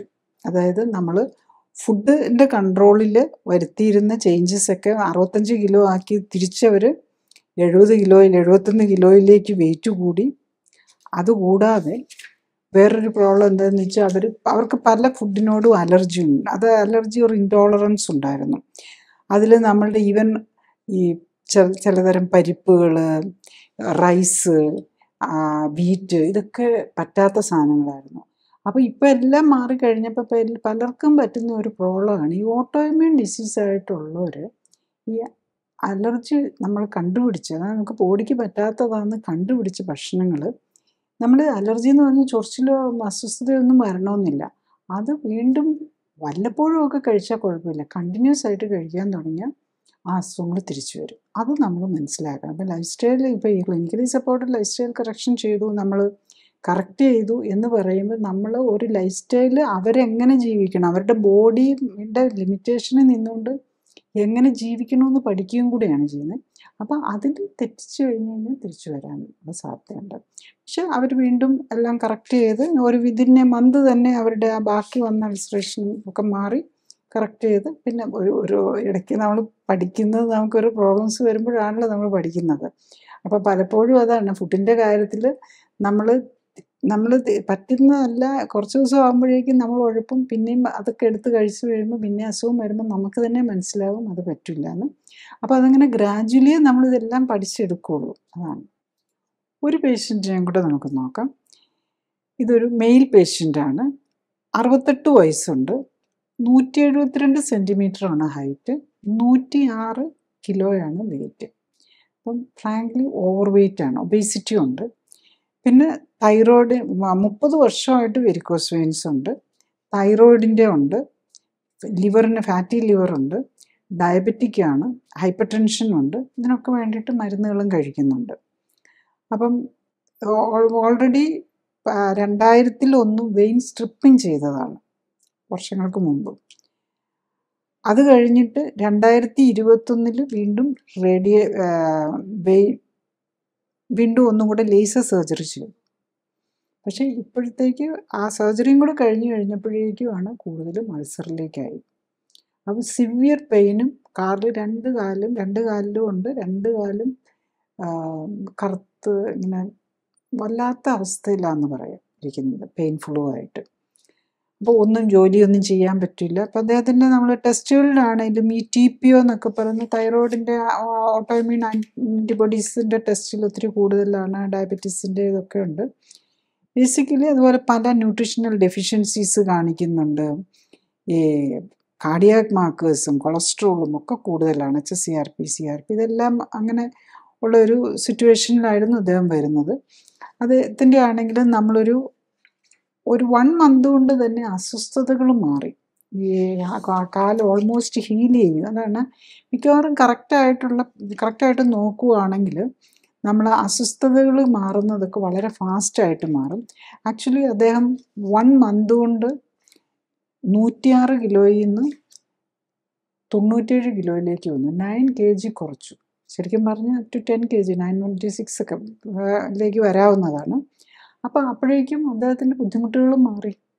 പക്ഷെ വീണ്ടും ഉണ്ട് കുറയാൻ. കാരണം ഇദ്ദേഹത്തിന് ശരിക്കും പറഞ്ഞാൽ 70 കിലോയിൽ താഴെ വരാൻ പാടുള്ളൂ. അപ്പോൾ സെക്കൻഡ് മന്ത് ആയപ്പോഴേക്കും 90ക്ക് താഴേക്ക് വന്നു, 89 kgയിലേക്ക് വന്നു. പലപ്പോഴും എന്താ പറ്റുന്നതെന്ന് ചോദിച്ചാൽ പലരും പിന്നെ ഉഴപ്പാൻ തുടങ്ങും. അസ്വസ്ഥതയൊക്കെ കുറഞ്ഞു കഴിയുമ്പോഴേക്കും ഉഴപ്പാൻ തുടങ്ങും. 3rd മന്ത് ആയപ്പോഴേക്കും ആ ലെവലിൽ വരികയാണെങ്കിൽ കറക്റ്റായിട്ട് പോയാൽ ഒരു 80 kgയിലേക്ക് എത്താവുന്നതാണ്. പക്ഷേ അദ്ദേഹത്തിന് ഒരു 85 kg വരെ വന്നുള്ളൂ. അതാണ്. പക്ഷെ അപ്പോഴേക്കും കംപ്ലീറ്റ് അസ്വസ്ഥതകൾ മാറി. അദ്ദേഹം തിരിച്ചു വേറെ സ്വന്തം ജോലി ഒക്കെ നിർത്തിയിരുന്നത് എല്ലാം തിരിച്ച് പോകാൻ പറ്റി. മാത്രമല്ല വെരിക്കോസ് വെയിൻ മാറി എന്നുള്ളത് മാത്രമല്ല, അൾസർ മാറി എന്നുള്ളതല്ല, അതിൻ്റെ കൂടെ ഡയബറ്റീസും ഹൈപ്പർ ടെൻഷനും മാറി, ഈവൻ ഫാറ്റി ലിവറും മാറി. അപ്പം തൈറോയിഡിൻ്റെ മരുന്ന് നിർത്താറാൻ പറ്റി. തൈറോയിഡ് വർഷങ്ങളായിട്ട് തൈറോയിഡിന് മരുന്ന് കഴിക്കുന്ന ആളായിരുന്നു. അപ്പോൾ തൈറോയിഡിന് ഇപ്പോൾ എല്ലാ മരുന്നുകളും നിർത്താൻ പറ്റും. അപ്പം നമ്മൾ ഇതൊക്കെ ജീവിതശൈലി രോഗമാണല്ലോ. അപ്പം ഇതിനൊപ്പം ഒരു വെരിക്കോസ് വെയിനിന് വേണ്ടിയിട്ട് നമ്മൾ വരുമ്പോൾ അതിൻ്റെ കൂടെ നമുക്ക് ടൈപ്പ് 2 ഡയബറ്റീസ് ആണ്. ഡയബറ്റീസും ഹൈപ്പർ ടെൻഷനും അതിനോടനുബന്ധിച്ചുള്ള ഇവൻ ഹാർട്ട് പ്രോബ്ലംസ് ഉണ്ടെങ്കിൽ അതും എല്ലാം മാറിക്കിട്ടും എന്നുള്ളതാണ്. നമ്മൾ ഇതിനകത്ത് ചെയ്യുന്നത് എന്താണെന്ന് വെച്ചാൽ ബോഡിയെ കറക്റ്റ് ചെയ്യുകയാണ് ചെയ്യുന്നത്. നമ്മളുടെ ബോഡിയുടെ കോമ്പോസിഷൻ, നമ്മളുടെ ആ ബേസിക്കലി ബോഡിയുടെ സ്ട്രക്ചർ തന്നെ മാറ്റി അതിൻ്റെ ആ നാച്ചുറൽ ഇതിലേക്ക് കൊണ്ടുവന്ന് എന്തെങ്കിലും ഉണ്ടെങ്കിൽ അത് റിപ്പയർ ചെയ്യുക എന്നുള്ളതാണ് വരുന്നത്. അപ്പം നമ്മൾ പ്രൈമ ഫേസിൽ നോക്കുമ്പം വളരെ ഒരസുഖമല്ല. വെരിക്കോസ് വെയിൻ ഉണ്ട്, അതിൻ്റെ കൂടെ പ്രഷറും ഷുഗറും ഹാർട്ട് പ്രശ്നം എല്ലാം മാറും. ബേസിക്കലി ഐഡിയൽ ട്രീറ്റ്മെൻറ്റ് മെത്തഡോളജിയാണ്. അപ്പം ഇതുമായിട്ട് റിലേറ്റഡ് പ്രോബ്ലംസ് എന്താണെന്നുള്ളതാണ് നമ്മൾ നെക്സ്റ്റ്. അപ്പം നമ്മൾ മോഡേൺ മെഡിസിനിൽ എല്ലാത്തിനും എവിഡൻസ് ബേസ്ഡ് ആയിരിക്കണം. അതിൻ്റെ ബേസ് അറിഞ്ഞിട്ട് വേണം തുടങ്ങാനായിട്ട്. അപ്പോൾ ഈ ട്രീറ്റ്മെൻറ്റ് സ്റ്റാർട്ട് ചെയ്യണമെങ്കിൽ തന്നെ നമ്മളൊരു കുറച്ച് ഡീറ്റെയിൽ ആയിട്ട് നമ്മുടെ ബോഡിയെക്കുറിച്ച് അറിയണം. നമുക്ക് പറ്റിയ ഫുഡ് ഏതാണെന്നറിയണം, നമുക്ക് പറ്റാത്തത് ഏതാണെന്നറിയണം, നമ്മുടെ ബോഡിയുടെ കോമ്പോസിഷൻ വൈസ് നമ്മുടെ ഫാറ്റ് ലെവൽ എത്ര, അങ്ങനെ കുറേ കാര്യങ്ങൾ അറിഞ്ഞാൽ മാത്രമേ ഈ clinically supported life style correction കറക്റ്റായിട്ട് കൊണ്ടുപോകാൻ പറ്റുള്ളൂ. പിന്നെ നമ്മൾ പറയുന്ന പോലെ ഇപ്പം ഒരു ഡയറ്റീഷ്യൻ്റെ പോലെ ഒരു പ്രിസ്ക്രിപ്ഷൻ കൊടുത്ത് നിങ്ങൾ അത് കഴിക്കും ഇത് കഴിക്കും എന്ന് പറഞ്ഞാൽ ഇത് നടക്കുകയില്ല. കാരണം ഇവർക്കെല്ലാം നല്ലൊരു പെർസെൻറ്റേജ് ഓഫ് ആൾക്കാർക്ക് ഒന്നെങ്കിൽ ഒത്തിരി ഓവർ വെയിറ്റ് ആയിരിക്കും, വെരി ലോ കാലറി ഡയറ്റ് വേണ്ടി വരും ഒരു റീസണബിൾ ടൈമിൽ നമുക്ക് റിസൾട്ട് കിട്ടണമെങ്കിൽ. കാരണം ലൈഫ് സ്റ്റൈൽ കറക്ഷൻ എന്ന് പറയുമ്പോൾ നമ്മൾ ഒത്തിരി നാളത്തെ വേണം, നമ്മൾ ഇതെല്ലാം അങ്ങനെയല്ല, 3 to 6 months കൊണ്ട് ഇത് കറക്റ്റ് ആയിരിക്കണം എന്നുള്ളതാണ്. അല്ലാതെ നമുക്ക് ലോങ് ടൈം ഈ ലൈഫ് സ്റ്റൈൽ കറക്ഷൻ ഒന്നും ഫുഡ് കൺട്രോളും എക്സസൈസും ഒന്നും നമുക്ക് നോക്കിയിരിക്കാൻ പറ്റില്ല, നമുക്ക് സപ്പോർട്ട് ചെയ്തുകൊണ്ടിരിക്കാനും പറ്റില്ല. അപ്പോൾ റീസണബിൾ കൺട്രോൾ വരണം. അത് കഴിഞ്ഞിട്ട് പോരാത്തത് നമുക്ക് കൊടുക്കാം. പക്ഷേ ഈ 3 months നമ്മൾ കറക്റ്റായിട്ട് 3 to 6 months കൊണ്ട് ബോഡിയുടെ ഒരു ആവറേജ് കാര്യങ്ങളെല്ലാം കറക്റ്റ് ചെയ്യാൻ പറ്റിയിട്ടുണ്ടാണ്. അപ്പം അതിന് വേണ്ടിയിട്ട് സ്പെസിഫിക് ആയിട്ടുള്ള ന്യൂട്രീഷൻ സപ്പോർട്ട് വേണം. ഈ ടെസ്റ്റുകൾ ചെയ്യണം, അതുപോലെ അത് കറക്റ്റ് ആകുന്നുണ്ടോ എന്ന് നോക്കണം. എന്നാലേ നമ്മളിതൊരു എവിഡൻസ് ബേസ്ഡ് മെഡിസിൻ ആവുള്ളൂ. ഇപ്പം ഡയബറ്റിക് പേഷ്യൻറ്റിനോട് പറയുന്നു, നിങ്ങൾ ഡയബറ്റീസിന് മരുന്നെല്ലാം നിർത്തിക്കൂ, എന്നിട്ട് നമുക്ക് വെറുതെ ഇരിക്കാൻ പറ്റില്ല. നമ്മൾ വീട്ടിലിരുന്ന് 4 നേരം ഷുഗർ കൺട്രോൾ ആകുന്നോടം വരെ 4 നേരം നോക്കണം, പിന്നെ ഒന്ന് സ്റ്റേബിൾ ആകുന്നോടം വരെ 2 നേരം നോക്കണം, പിന്നെ 1 നേരം നോക്കണം, പിന്നെ HbA1c നോക്കിയാലും മതിയാവും. മീൻസ് പിന്നെ നമ്മൾ HbA1c ആണെങ്കിലും വീക്കിലിയാണ് നമ്മൾ HbA1c ഒക്കെ നോക്കുന്നത്. ഞാനിത് വെരിക്കോസ് വെയിൻ്റെ കാര്യമാണെങ്കിലും ഞാൻ ഡയബറ്റീസിനെ കൊണ്ട് പറയാൻ കാരണം എന്താണെന്ന് വെച്ചാൽ മിക്കവാറും വെരിക്കോസ് വെയിൻ പേഷ്യൻ്റ് ഡയബറ്റിക്കും ആയിരിക്കും, അല്ലെങ്കിൽ ഹൈപ്പർ ടെൻഷൻ ഉണ്ടാവും. അപ്പോൾ ആ പോയിന്റ് ഓഫ് വ്യൂയിലും കൂടെ നമ്മൾ നോക്കി, അല്ല ഒരെണ്ണത്തിനെ മാത്രമല്ല, varicose vein patient clinically support lifestyle കറക്ഷന് വരുമ്പം വെരിക്കോസ് വെയിനെ മാത്രമല്ല നമ്മൾ നോക്കുന്നത്. അപ്പോൾ നമ്മൾ മോഡേൺ മെഡിസിനിൽ അങ്ങനെയാണല്ലോ, ഓരോന്നിനും നോക്കുന്നത് ഡയബറ്റീസ് ആണ് ഡയബറ്റോളജിസ്റ്റ്, ഹാർട്ടിനാണ് ഹാർട്ട് സ്പെഷ്യലിസ്റ്റ്, വെരിക്കോസ് വെയിനാണ് വെരിക്കോസ് വെയിൻ സ്പെഷ്യലിസ്റ്റ്, അങ്ങനെയാണ്. ഇതിലങ്ങനെയല്ല, എത്ര രോഗം ഉണ്ടെങ്കിലും നമ്മളത് എന്താണെന്ന് ആദ്യം മനസ്സിലാക്കും, അതനുസരിച്ച് ബോഡിയുടെ ഇപ്പോഴത്തെ സിറ്റുവേഷൻ എന്താണെന്ന് നോക്കും, അത് കഴിഞ്ഞിട്ട് അതിനെ കറക്റ്റ് ചെയ്യാനുള്ള മാർഗം എന്താണെന്നാണ് നോക്കുന്നത്. അപ്പം ഇതിനകത്ത് ലൈഫ് സ്റ്റൈൽ കറക്റ്റ് ഫുഡും എക്സസൈസും ചെയ്യാനുള്ള എഫിഷ്യൻസി വില്ലിങ്നെസ്സും ഉണ്ടാകണം, ആ ഫുഡ് തരുന്നത് കഴിക്കാൻ പറ്റണം. ഇങ്ങനെയൊക്കെ ഉണ്ടെങ്കിൽ മാത്രമേ ഇതിൻ്റെ ഇഫക്റ്റ് കിട്ടുള്ളൂ. എനിക്ക് ഇതിൻ്റെ ടേസ്റ്റ് പറ്റില്ല, അല്ലെങ്കിൽ എനിക്ക് ബിരിയാണി തന്നെ കഴിച്ചേ പറ്റുള്ളൂ, അല്ലെ ബ്രോസ്റ്റഡ് ചിക്കൻ കഴിച്ചേ പറ്റുള്ളൂ. നമ്മൾ നോൺ വെജ് ഒക്കെ കഴിക്കാം, ഇതിൻ്റെ കൂടെ നമ്മൾ വെജിറ്റേറിയൻ ആവണമെന്ന് ഒരു നിർബന്ധവും ഇല്ല. ആക്ച്വലി ഡയബറ്റിക് പേഷ്യൻറ്റിനും നമുക്ക് എപ്പോഴും കാണുന്നത് ഇപ്പം നോൺ വെജും കൂടെ കഴിക്കുന്നവരെയാണ് നമുക്ക് മാനേജ് ചെയ്യാൻ മോസ്റ്റ് ഈസിയർ. പ്രത്യേകിച്ച് ഡയബറ്റിക് പേഷ്യൻസിനും ക്യാൻസർ പേഷ്യൻസിനും ഒക്കെ നോൺ വെജിറ്റേറിയനും കൂടെ എടുക്കുന്നവരെ ട്രീറ്റ് ചെയ്യാൻ മോർ ഈസിയർ ആണെന്നുള്ളതാണ്. പക്ഷെ അല്ലാത്തവർക്കും കുഴപ്പമില്ല, നമ്മൾ പ്രൊവൈഡ് ചെയ്യുന്നതൊക്കെ നമ്മൾ വെഗാൻ ഫുഡാണ്. അപ്പം ഈവൻ ജൈൻ ഏത് നമ്മൾ റിലീജിയസ് ആയിട്ടും സ്പിരിച്വലായിട്ടും ഒക്കെ നോക്കുന്നവർക്കും പറ്റുന്ന ഫുഡ് മാത്രമാണ് ഇതിൽ തരുന്നത്. പിന്നെ അവരുടെ ഇഷ്ടം അനുസരിച്ച് മറ്റുള്ളത് ആഡ് ചെയ്യുക. നോൺ വെജ് ആണെങ്കിൽ അവർക്ക് ബോഡിക്ക് പറ്റുന്ന പോലെയുള്ള നോൺ വെജ് കഴിക്കുന്നതിനും കുഴപ്പമില്ല എന്നുള്ളതാണ്. പിന്നെ ഉള്ളത് ഇതിനകത്ത് അപ്പോൾ ഈ ലൈഫ് സ്റ്റൈൽ കറക്റ്റ് ചെയ്യാനുള്ള വില്ലിങ്നെസ് ആണ് ഒന്നാമത്തെ കാര്യം. പിന്നെ നമ്മൾ ഇതിനൊരു ഫൈനാൻഷ്യൽ, പലപ്പോഴും ഇതിനും കുറച്ച് ഈ ടെസ്റ്റുകളും ഈ ന്യൂട്രീഷൻ സപ്പോർട്ടും പിന്നെ ഈ ഇതിലെല്ലാം ഒരു എക്സ്പെൻസും കൂടെ വരുന്നുണ്ടെന്നുള്ളതാണ്. അപ്പം അതിൽ വരുമ്പോൾ എന്താണെന്ന് വെച്ചാൽ ഇത് ജീവിതശൈലി കറക്ഷനാണല്ലോ. ഇപ്പോഴത്തെ നമ്മളുടെ മെഡിക്കൽ സിസ്റ്റത്തിലും ഇൻഷുറൻസിലും ഒന്നും നമ്മൾ മരുന്ന് ഓപ്പറേഷൻ, അതും അഡ്മിഷൻ ഉണ്ടെങ്കിൽ മാത്രമേ നമുക്ക് റീഇംബേഴ്സ്മെൻറ്റ് കിട്ടാനുള്ള പോസിബിലിറ്റി ഉള്ളൂ. അപ്പം നമ്മളുടെ മോഡേൺ മെഡിസിനിലും നമ്മുടെ ഇന്ത്യൻ മെഡിസിനിലും ഒക്കെ പറയും food is medicine, medicine is food എന്നൊക്കെ പറഞ്ഞാലും അതിൻ്റെ നേരെ ഓപ്പോസിറ്റ് ആയിട്ടാണ് നമ്മൾ അതിൻ്റെ ട്രീറ്റ്മെൻറ്റിലേക്ക് പോകുമ്പോൾ വരുന്നത്. ഇപ്പം ഈ ഓപ്പറേഷനാണെങ്കിൽ ഏത് ഓപ്പറേഷനാണേലും അല്ല മരുന്നുകളാണേലും ഹോസ്പിറ്റലിൽ അഡ്മിറ്റ് ചെയ്ത് കഴിഞ്ഞ് കഴിഞ്ഞാൽ കിട്ടുക ആ ഒരു ഇതിനാണെങ്കിൽ ബേസിക്കലി ശരിക്കും പറഞ്ഞു കഴിഞ്ഞാൽ നമുക്ക് അഡ്മിഷൻ വേണ്ട, വീട്ടിലിരുന്ന് ചെയ്താൽ മതി. അപ്പം ഇങ്ങനെ വരുമ്പോൾ ഇൻഷുറൻസ് കിട്ടില്ല. അതാണ് ഒരു അപ്പോൾ പലർക്കും അഫോർഡബിലിറ്റി പ്രോബ്ലം വരും. പിന്നെ ഇൻഷുറൻസ് കിട്ടുന്ന കാരണം അഫോർഡബിൾ ആയിട്ടുള്ളവരാണെങ്കിലും ഇപ്പോൾ ഓപ്പറേഷനൊക്കെ ആണെങ്കിൽ ഫ്രീ ആയിട്ട് ചെയ്യാമല്ലോ. അപ്പം നമ്മൾ ഈ ഉള്ള പ്രീമിയം ഒക്കെ കൊടുക്കുന്നതാണ്. അപ്പോൾ എല്ലാവർക്കും അതിലേക്കുള്ളൊരു ടെൻഡൻസി വരും. പക്ഷേ വെരിക്കോസ് വെയിനിൻ്റെ കാര്യത്തിൽ നമ്മൾ പ്രത്യേകിച്ച് ഓർക്കണം, വെരിക്കോസ് വെയിനിന് നമ്മൾ ഫ്രീ ആയിട്ടാണെങ്കിലും സർജറി നമ്മുടെ രക്തക്കുഴലുകൾ നശിഞ്ഞു പോവുകയാണ്. അത് നമ്മൾ ഒഴിവാക്കാൻ നമ്മൾ അതിനെക്കുറിച്ച് പഠിച്ചിട്ട് മാത്രമേ അത് ചെയ്യാവുള്ളൂ. ഏത് സർജറി ആണെങ്കിലും നമുക്കാകെ ഒരു സർജിക്കൽ ഇൻ്റർവെൻഷൻ വേണ്ടി വരുന്നത് ബ്ലീഡിങ് വന്നു കഴിഞ്ഞാൽ അത് നിർത്താനായിട്ട് രക്തക്കുഴലിനെ ബ്ലോക്ക് ചെയ്യുക, രക്തക്കുഴലിനെ ബ്ലോക്ക് ചെയ്ത് ബ്ലീഡിങ് നിർത്തിയേ പറ്റുള്ളൂ. അല്ലാതെ അത് ഏറ്റവും മിനിമൈസ് ചെയ്തുകൊണ്ട് ചെയ്യുക. ബ്ലീഡിങ് വന്നു കഴിഞ്ഞ് കഴിഞ്ഞാൽ നമ്മൾ എന്താ ചെയ്യേണ്ടത്? ശരിക്കും ഒരു ബ്ലീഡിങ് വന്നു കഴിഞ്ഞാൽ നമ്മൾ വെപ്രാളം പിടിക്കുകയല്ല ചെയ്യേണ്ടത്, കാല് പൊക്കി വയ്ക്കുക. കാലേന്നാണല്ലോ ബ്ലീഡിങ് വരുന്നത്. അപ്പം നമ്മൾ ഒരു കാരണവശാലും പാനിക് ആകരുത്, അങ്ങനെ അവിടെ വരെ എത്തിക്കരുത്. അതാണ് ഏറ്റവും പ്രധാനം. നമ്മൾ ഒരു ബ്ലീഡിങ് വരുന്ന അൾസർ വരുന്നതിലേക്ക് എത്തിക്കാതെ നോക്കും. പക്ഷേ ഓൾറെഡി എത്തിപ്പോയി, എന്ത് ചെയ്യാനാണ്? അപ്പം ബ്ലീഡിങ് വന്നു കഴിഞ്ഞാൽ അപ്പം നമ്മൾ കാല് പൊക്കി വയ്ക്കുക, അപ്പം തന്നെ ആ ബ്ലീഡിങ് അങ്ങ് നിന്നോളും. അപ്പോൾ അതാണ് നമ്മൾ ഓർക്കേണ്ടത്. അപ്പോൾ നമ്മൾ വെപ്രാളം പിടിച്ച് ഇതിലേക്ക് പോകാതെ പൊക്കി വെച്ച് അത് ബാൻഡേജും ഒക്കെ ചെയ്ത് വേണമെങ്കിൽ മിനിമം നിലയിലുള്ള ഓപ്പറേഷൻ ചെയ്ത് അത് കറക്റ്റ് ചെയ്തിട്ട് പിന്നെ നമ്മൾ ലൈഫ് സ്റ്റൈൽ കറക്ഷനിലേക്ക് നോക്കിക്കഴിഞ്ഞ് കഴിഞ്ഞാൽ അത് കറക്റ്റ് ചെയ്തുകൊണ്ട് പോകാവുന്നതേ ഉള്ളൂ എന്നുള്ളതാണ്.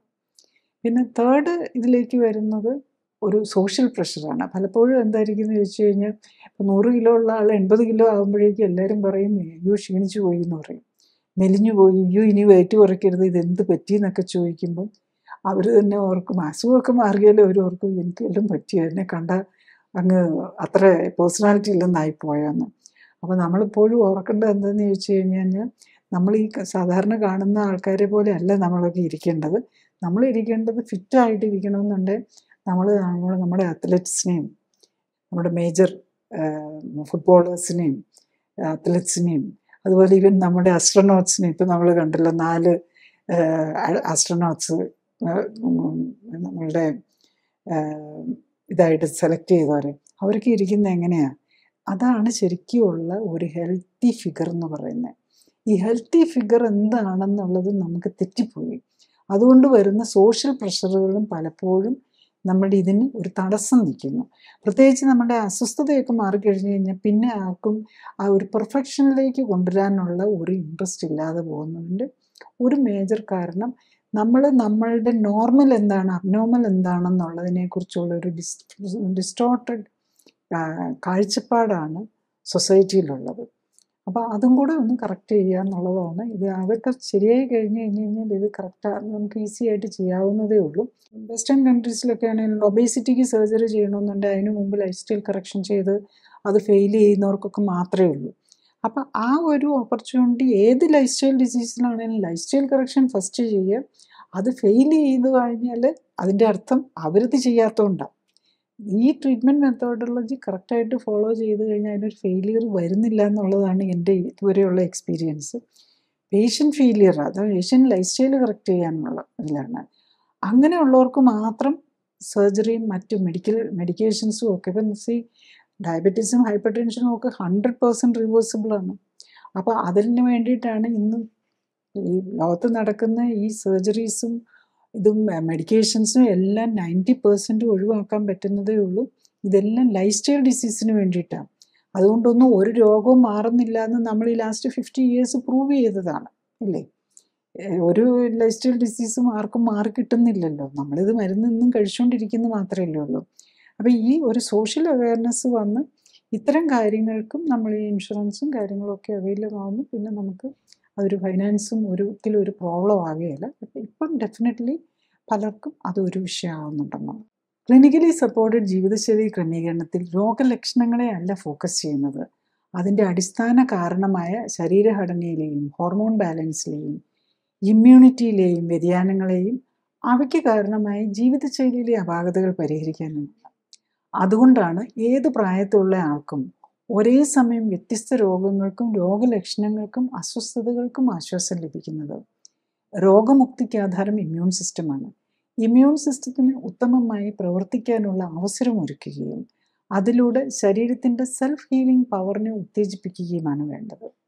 സ്വയം ജീവിതശൈലി ക്രമീകരിച്ച് ആരോഗ്യം ഉത്തമമാക്കി നിലനിർത്താനാണ് എല്ലാവരും ശ്രമിക്കേണ്ടത്. അതിന് കഴിയാതെ വരികയോ ഹൃദ്രോഗവും ക്യാൻസറും പോലുള്ള മാരക രോഗങ്ങൾ സംശയിക്കപ്പെടുമ്പോഴും ഒന്നിൽ കൂടുതൽ രോഗങ്ങളുള്ളവർക്കും മരുന്നുകൾ ദീർഘകാലം ഉപയോഗിക്കേണ്ടി വരുന്നവർക്കും മരുന്നുകൾ കൊണ്ടും അസ്വസ്ഥതകൾ മാറ്റാൻ കഴിയാതെ വരുമ്പോഴും ഓപ്പറേഷൻ ആവശ്യമായി വരുന്നവർക്കുമാണ് ക്ലിനിക്കൽ സപ്പോർട്ടോടെയും സൂപ്പർവിഷനോടെയുമുള്ള ജീവിതശൈലി ക്രമീകരണം ആവശ്യമായി വരുന്നത്. ജീവിതശൈലി ക്രമീകരണത്തിൻ്റെ ശാസ്ത്രീയ വശങ്ങളെക്കുറിച്ചും ക്ലിനിക്കൽ സപ്പോർട്ടോടെയുള്ള ജീവിതശൈലി ക്രമീകരണത്തെക്കുറിച്ചും വെബ്സൈറ്റിൽ നിന്നും യൂട്യൂബിൽ നിന്നും കൂടുതൽ അറിയാനാകും. ഡോക്ടറേക്കാൾ അറിവ് നേടാം എന്ന യൂട്യൂബ് സീരീസിലെ വീഡിയോകളും നൂതന സമീപനം എന്ന സീരീസിലെ ആദ്യ വീഡിയോയും നിങ്ങളുടെ രോഗത്തെക്കുറിച്ചുള്ള വീഡിയോകളും ചികിത്സ എങ്ങനെയാവണം എന്ന സീരീസിലെ വീഡിയോയും കാണാൻ പ്രത്യേകം ശ്രദ്ധിക്കുക.